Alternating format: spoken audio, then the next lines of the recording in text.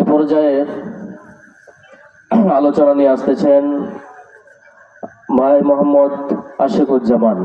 তাকে তার সংক্ষিপ্ত বক্তব্য পেশ করার জন্য বিশেষভাবে অনুরোধ জানাচ্ছি।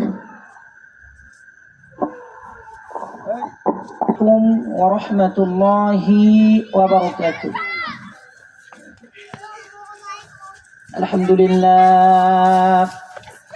আলহামদুলিল্লাহি নাহমাদুহু ওয়া নাস্তাঈনুহু ওয়া নাউযু বিল্লাহি মিন শুরুরি আনফুসিনা ওয়া মিন সাইয়্যাতি আ'মালি ফালা মুদিল্লা লাহু ومن يضلله فلا هادي له ونشهد أن سيدنا من الشيطان الرجيم بسم الله الرحمن الرحيم والعصر إن الإنسان لفي خسر إلا الذين آمنوا وعملوا الصالحات وتواصوا بالحق وتواصوا بالصبر صدقت يا رب العالمين. وقال رسول الله صلى الله عليه وسلم أخلص دينك يكفيك العمل القليل أو كما قال عليه الصلاة والسلام إن الله وملائكته يصلون على النبي يا أيها الذين آمنوا صلوا عليه وسلموا تسليما. درود إبراهيم قولي اللهم صل على محمد وعلى آل محمد كما صليت على إبراهيم وعلى آل إبراهيم إنك حميد مجيد. اللهم بارك على محمد وعلى آل محمد كما باركت على إبراهيم وعلى آل إبراهيم إنك حميد مجيد.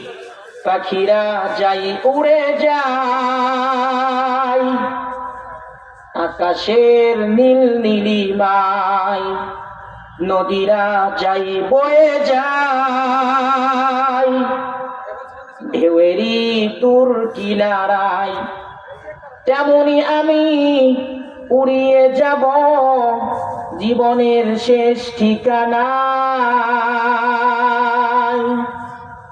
জীবনের শেষ ঠিকানায় পাখিরা যাই উড়ে যায় আকাশের নীল নীলিমায়, নদীরা যাই বয়ে যায় ঢেউয়েরই দূর কিনারায়, তেমনি আমি চলিয়ে যাব জীবনের শেষ ঠিকানায়। জীবনের শেষ ঠিকানায় যাওয়া লাগবে কি লাগবে না? লাগবে। আলহামদুলিল্লাহ, সর্বপ্রথম রবের দরবারে কালিমাতুশ শুকর গুজার করছি যে মহান রব্বুল আলামিন আমাদেরকে কোরআনের মজলিস জান্নাতের বাগানে বসার তৌফিক দান করেছেন। এজন্য সকলে জবান খুলে বলছি আলহামদুলিল্লাহ। আলহামদুলিল্লাহ। আমরা প্রশংসা করলাম কার? আল্লাহ। খুশি হলেন কে? আল্লাহ। আল্লাহ পাক বলেন যদি কোনো ব্যক্তি আল্লাহ তাআলার প্রশংসা করে, রব্বুল আলামিন ওই ব্যক্তির প্রশংসা করার কারণে আল্লাহ রব্বুল আলামিনের 8টি জান্নাতের দরজা ওই ব্যক্তির জন্য রব্বুল আলামিন খুলে দেয়। জোরে বলেন সুবহানাল্লাহ। সুবহানাল্লাহ। 8টি জান্নাতের দরজা রব্বুল আলামিন প্রশংসা করার কারণে খুলে দেয়। আমরা দরুদ পড়ছি বিশ্ব মানবতার মুক্তির দূত দুজাহানের শিরোমণি জনাবে মুহাম্মদুর রাসূলুল্লাহ, সকলে জবান খুলে বলি সাল্লাল্লাহু আলাইহি ওয়াসাল্লাম। সম্মানিত উপস্থিতি, সময় সংক্ষিপ্ত, ভূমিকা লম্বা রাখার কোনো সুযোগ নাই। আমি ডাইরেক্ট কোরআনুল কারীম থেকে ছোট্ট একটি সূরা তেলাওয়াত করেছি। সূরাতুর নাম সূরাতুল আসর। সূরার নাম কি? সূরাতুল আসর। আল্লাহ রাব্বুল আলামিন সূরা আসরের ভিতর বলতেছেন, প্রথমেই বলতেছেন ওয়াল আসর, সময়ের কসম, যুগের কসম, শতাব্দীর কসম। তাহলে এ দ্বারা বোঝা যায় সময়ের দাম আছে না নাই? 100% সময়ের দাম আছে। মুফাসসিরগণ বলেন এই সময়ের যে কতটা জ্ঞান, আমি যখন তাফসীর পড়লাম এই জ্ঞানটা, সময়ের মূল্যটা বোঝার জন্য আমি বুঝতে পারি না, আমার ক্লাসের ভিতর বুঝতে পারি নাই। তবে আমি যখন বাজারে গিয়েছিলাম তখন দেখলাম একজন লোক বলতেছে ডাক দিয়ে, এ বাজারের মানুষেরা তোমরা কে কোথায় আছে তাকায়া দেখো। এমন একজন ব্যক্তির দিকে তাকায়া দেখো, এমন একজন ব্যবসায়ীর দিকে তাকায়া দেখো যে ব্যবসায়ীর পুঁজিগুলো গলে গলে শেষ হয়ে যায়। মুফাসসিরগণ বলেন আমি তখন ব্যবসায়ীর দিকে তাকালাম, আমি তখন ব্যবসায়ীর দিকে চলে গেলাম। ওই ব্যবসায়ীর কাছে যাওয়ার পর মুফাসসিরগণ বলেন আমি দেখলাম ওই ব্যবসায়ী হলো বড় বিক্রেতা। কি বিক্রেতা? বড় বিক্রেতা। ওই ব্যবসায়ীর দিকে আমি যখন তাকালাম দেখতে পেলাম ওই ব্যক্তির বরফগুলো সময়ের তাগিদে, সময়ের ধারাবাহিকতায় ওই ব্যক্তির বরফগুলো গলে গলে পানি হয়ে যায়। সেই সময় থেকে আমার প্রমাণ হয়ে গেল, আমার তাফসীর বোঝা হয়ে গেল, নিঃসন্দেহে আমি বুঝতে পারলাম সময়ের জ্ঞান অনেক বেশি। জোরে বলেন ঠিক কিনা? আল্লাহ তাআলা এরপরে কোরআনুল কারীমের ভিতর বলছেন ইন্নাল ইনসানা লাফি খুসর, নিশ্চয় সমস্ত মানুষ ক্ষতিগ্রস্তের ভিতর আছে। আল্লাহ তাআলা এরপরে ডাক দিয়ে বলছেন ইল্লাল্লাযীনা আমানু, ওই সকল লোক ব্যতীত তারাই ক্ষতিগ্রস্তের ভিতর আছে। এক নাম্বার ওই সকল লোক ব্যতীত আল্লাহ রাব্বুল আলামিন কোরআনের ভিতর বলছেন ইল্লাল্লাযীনা আমানু, যারা ঈমান আনয়ন করবে ওই ব্যক্তিগুলো ক্ষতিগ্রস্তের ভিতর নেই। ওই ব্যক্তিগুলোকে ক্ষতি থেকে বাঁচিয়ে দিয়া লাভের ফয়সালা করে দিবেন যিনি, তিনি কে? লাভের ফয়সালা করে দিবেন আমার মালিক আল্লাহ পাক। ওই ব্যক্তিকে লাভের ফয়সালা করে দিবেন। জোরে বলেন সুবহানাল্লাহ। কেমন করে লাভের ফয়সালা করে দিবেন? আর ঈমানদার ব্যক্তিগুলো কারা? আল্লাহ রাব্বুল আলামিন কোরআনের ভিতর বলছেন ঈমানদার ব্যক্তিদের গুণ হবে 9টি। জোরে বলেন কয়টি? ভাই আপনারা একটু সামনে আসেন। ঈমানদার ব্যক্তির গুণ হবে 9টি, ঈমানদার ব্যক্তির বৈশিষ্ট্য হবে 9টি। এক নাম্বার বৈশিষ্ট্য রাব্বুল আলামিন কোরআনুল কারীমের ভিতর বলছেন ঈমানদারের বৈশিষ্ট্য হবে 9টি। আল্লাহ রাব্বুল আলামিন 11 নম্বর পারা 4 নম্বর পৃষ্ঠার 1 নম্বর লাইন 9 নম্বর সূরাতুত তাওবার 112 নম্বর আয়াতে রাব্বুল আলামিন বলছেন التائبون العابدون الحامدون السائحون الراكعون الراكعون الساجدون الآمرون بالمعروف والناهون عن المنكر والحافظون لحدود الله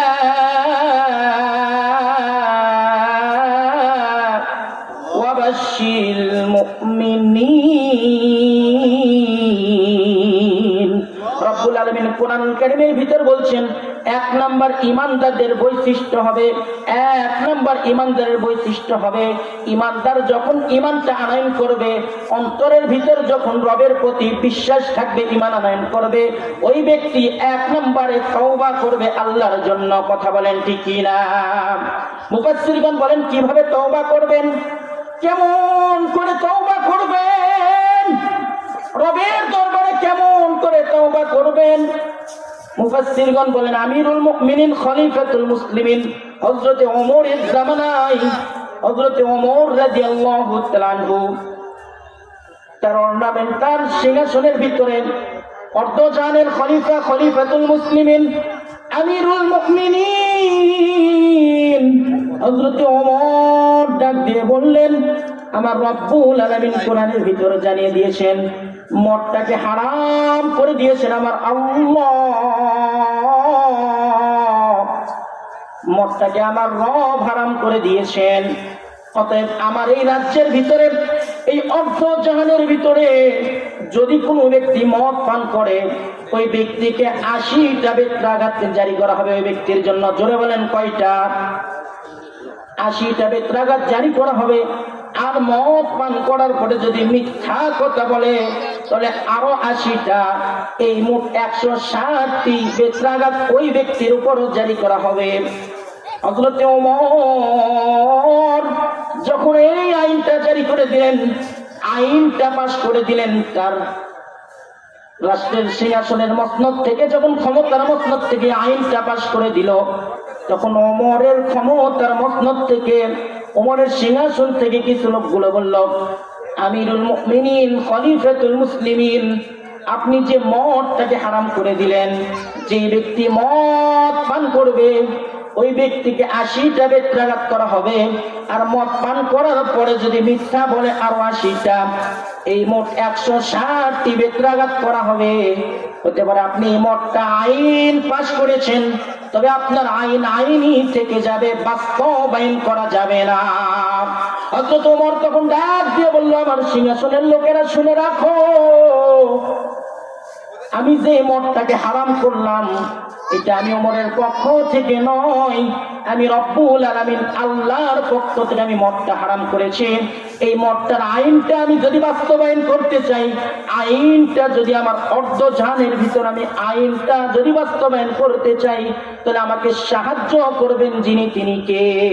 আল্লাহ। আমার আল্লাহ আমাকে সাহায্য করবেন। অতএব আমি মদটাকে হারাম করেছি, আমার মালিক, এই আইনটা আমার এই রাজ্যের ভিতরে আমি বাস্তবায়ন করব। ওমরের দরবারে লোকেরা তখন ডাকতে বলল, খলিফাতুল মুসলিমিন, হযরতে ওমর, আপনি যে আমার আপনার বাস্তবায়নটা বন্ধ করবেন, এইটা বন্ধ যদি আপনি চালু করতে চান, তাহলে আপনি আপনার রাজত্বের ভিতর পারতে পারেন, আপনার এলাকার ভিতর পারতে পারেন, আপনি আপনার শহরের ভিতর পারতে পারেন, তবে অর্ধ জাহানের ভিতরে আপনি মদ বন্ধ করতে পারবেন না। হযরতে ওমর তখন বললেন, মদটা আমি অবশ্যই বন্ধ করব। এই মদটাকে বন্ধ করার জন্য সাহায্য করবেন আমার আল্লাহ। হযরতে ওমর ক্ষমতার মসনদ থেকে বললেন, আমি মদ হারাম করলাম, যদি কোন ব্যক্তি আমার রাজ্যের ভিতর মদ পান করে তাকে আইনের আওতায় আনা হবে। আজকে আমাদের বাংলার জমিনেও আইনের আওতায় আনা হয়, দোষীগুলোদেরকে আইনের আওতায় আনা হয়, কিন্তু যখন আইনটা বাস্তবায়ন করা হয়, যখনই তাকে ধরা হয়, ওই একজনের সাথে সমস্ত লোকেরা যখন সাদৃশ্য হয়ে যায়, তখন আইনটা আইনই থেকে যায়, ওই আইন বাস্তবায়ন করা হয় না। বাংলার জমিনে কথা বলেন ঠিকই না? আইনটা বাস্তবায়ন করা হয় না, আইনটা বাংলার জমিনে বাস্তবায়ন করা হয় না, আমরা দেখেছি। কথা বলেন ঠিকই না আমার মুসলমান ভাইরা? হযরত ওমর তখন বললেন, সমস্যা নেই, চিন্তা করার কোনো কারণ নাই, আইনটা আমি পাশ করেছি, আইনটা বাস্তবায়ন করবো, নিঃসন্দেহে কোনো সমস্যা নাই। হযরত ওমর গভীর রজনীতে মক্কা নগরীর মদিনা শহরের অলিতে গলিতে ওমর ঘুরতেছেন।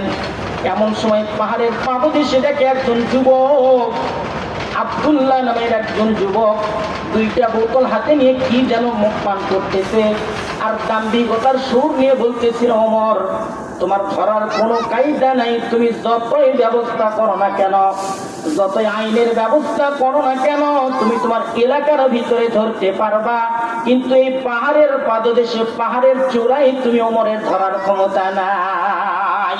হযরত ওমর যখন রবির রজনীতে রাস্তা দিয়ে যাচ্ছিলেন, এমন সময় পাহাড়ের পাদদেশে আব্দুল্লাহ নামক যুবক 2টা বোতল হাতে নিয়ে মদ পান করতেছে।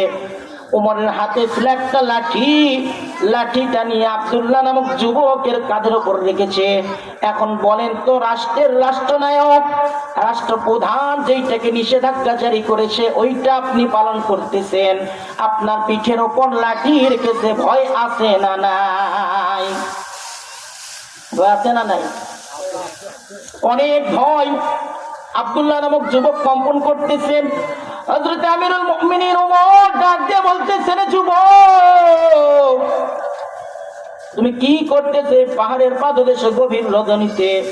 যুবকটা ডাক দিয়ে বলতেছে, আমিরুল মুমিনিন খলিফাতুল মুসলিমিন, আমি 2টা বোতলে করে মধু পান করতেছি পাহাড়ের চূড়ায়। ওমর তখন ডাক দিয়ে বলল, রে যুবক, তুমি যে পাহাড়ের চূড়ায় মধু পান করতেছো, তোমার কি বাড়ি নাই, তোমার কি ঘর নাই, তোমার কি থাকার কোনো বাসস্থান নাই যেখানে তুমি মধু পান করবে? যুবকটা ডাক দিয়ে বলতেছে, আমিরুল মুমিনিন হযরতে ওমর, আমি এই মধুটা পাহাড়ের চূড়ায় পান করছি, তার 1 নম্বর কারণ হলো আমি যখন বাসায় গিয়ে আমার এই মধুটা পান করব, আমার বিবি আছে, আমার সন্তান আছে, তাদের সামনে পার করতে পারি না, কারণ আমি কৃষক মানুষ, আমি লেবার মানুষ, আমার ইনকাম তেমন বেশি নয়, বরং আমি আমার ঘরে পান করি না, প্রত্যেক সপ্তাহতে আমি পাহাড়ের চূড়ায় এসে মধু পান করি। আচ্ছা বিবেকবান মুসলমান বলেন তো, বোতলের ভিতর মধু আছে না মদ আছে? বোতলের ভিতর আছে কি? মদ। যে তওবার কথা বলতেছি, তওবা করার কারণে ওই মদটাকে মধু বানাইয়া দিছে যিনি তিনি কে? এ কথা কয় না যুবক, যিনি তিনি কে? আল্লাহ। আল্লাহ তাআলা মদকে মধু বানাইয়া দিছে। আপনি যদি তওবা করতে পারেন, আপনাকে বেঈমান থেকে ঈমানদার বানাইয়া দিবে যিনি তিনি কে? কিন্তু তওবা তো আমরা করি না, তওবা আমাদের ভিতর নাই। যুবক, তওবা করতে হবে, কোরআনের আইন বাস্তবায়ন করতে হবে বাংলার জমিন। এই যুবকদের যদি কোরআনের আইন বাস্তবায়ন করার জন্য জীবন দিতে হয়, মুসলমান জীবন দিতে রাজি আছি। যদি রক্ত দিতে হয় রক্ত দিতে রাজি আছি, যদি বুকের তাজা রক্ত দিতে হয় রক্ত দিতে রাজি আছি, বাতিলের কাছে মাথা নত করতে রাজি। এই কথা বলেন ঠিক না? ঠিক। সম্মানিত উপস্থিতি, তওবা করে ফিরে আসতে হবে। যুবকদের আজকে অধঃপতন দেখলে বোঝা যায় যুবকরা কোন পর্যায়ে গিয়েছে। এই জন্য যুবকদেরকে ফিরে আসতে হবে। পারবো তো ইনশাআল্লাহ? ইনশাআল্লাহ। আল্লাহ তাআলা আমাদের সবাইকে কবুল করুক, বাম পথ থেকে ডান পথে আসার তৌফিক দান করুক, বাতিল থেকে হকের পক্ষে আসার তৌফিক দান করুক। তওবা করে গুনাহমুক্ত করে আল্লাহ তাআলা আল্লাহর বান্দা হিসেবে কবুল করুক। সকলে বলেন আমিন। এবারে সংক্ষিপ্ত আলোচনা এখানে শেষ করছি। ওয়ালা তাওফিক ইল্লা বিল্লাহ, আলাইহি তাওয়াক্কালতু ওয়া ইলাইহি উনীব। আসসালামু আলাইকুম ওয়া রাহমাতুল্লাহি ওয়া বারাকাতুহু।